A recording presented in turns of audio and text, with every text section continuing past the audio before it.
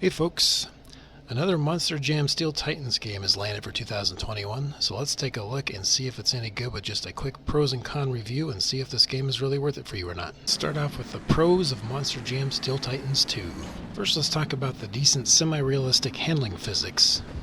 The first thing that I noticed when I started driving a truck in this game is that it feels pretty solid and mostly stable, which is a definite improvement over the first Steel Titans game, which was pretty wonky in comparison. I mean, it's still not what I would say super realistic, but it really doesn't have to be in order for most people to enjoy it. The next great thing I notice is the return of independent rear steering. Going along with the handling improvements, players can now control the rear steering independently from the front of the truck, just like a real monster truck.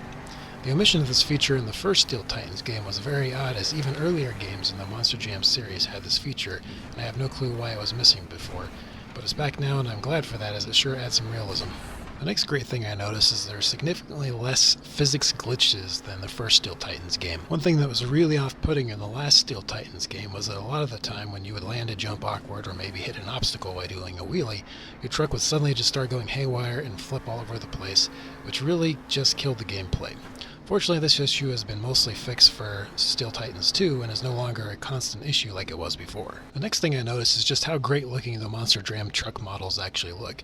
The details and physics-based motions of the truck's bodies and chassis are excellent. Just look at these beauties.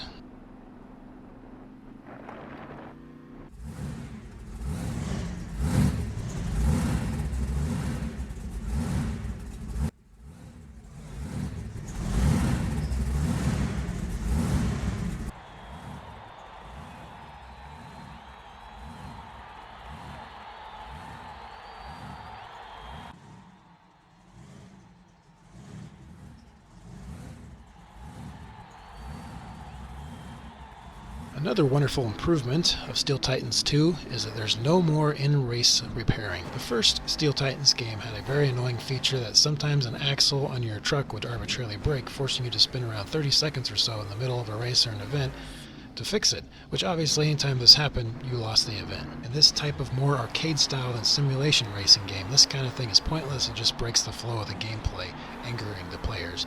So I'm very glad they did away with having to repair your truck, especially since you will be crashing into other trucks a lot in this game. Now let's point out some of the cons in this game. First thing that comes to mind is the annoying and disorienting map boundary blocks. Probably the most irritating thing to me about both Steel Titans games is the ridiculous way that they try to keep you from going out of the bounds of the map, and it's even worse in Steel Titans 2 than the original. So when you're driving around these so-called open world maps of Steel Titans 2 and hit one of these invisible barriers, they don't just nicely reset your vehicle back like most racing games do.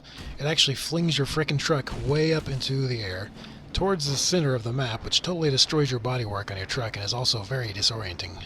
This is just an evil thing to do to a player, especially in an open world map game like this, because from the beginning of the game, it encourages you to go explore the map, and then it really doesn't let you. This just drives me nuts. The next thing you'll have to deal with is lots of head-on traffic when you're in a race. Something they changed for Steel Titans 2 is that now, even when you're just doing like a checkpoint race, your many opponents at times are actually directed back at you head-on, which results in a lot of unnecessary wrecks that slow you down a lot. I don't know why on earth they chose to do it this way, but it's a big pain point for sure. The next oddity is poor world graphics detail. For some odd reason, even though the trucks themselves look amazing in this game, what doesn't look so good is everything else in the world.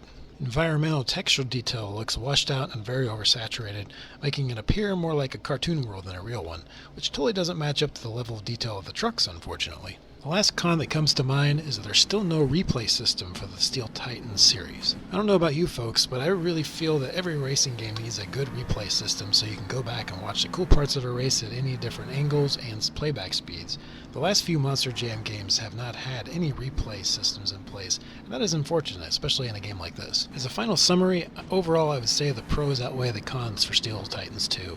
This is just a really fun racing game, and if you are a big fan of modern monster trucks and love seeing all of your favorite Monster Jam trucks in action together, then this is certainly a must-have game for you. Well, there you have it, folks. I hope you liked this video, and if you have, make sure to hit that subscribe button.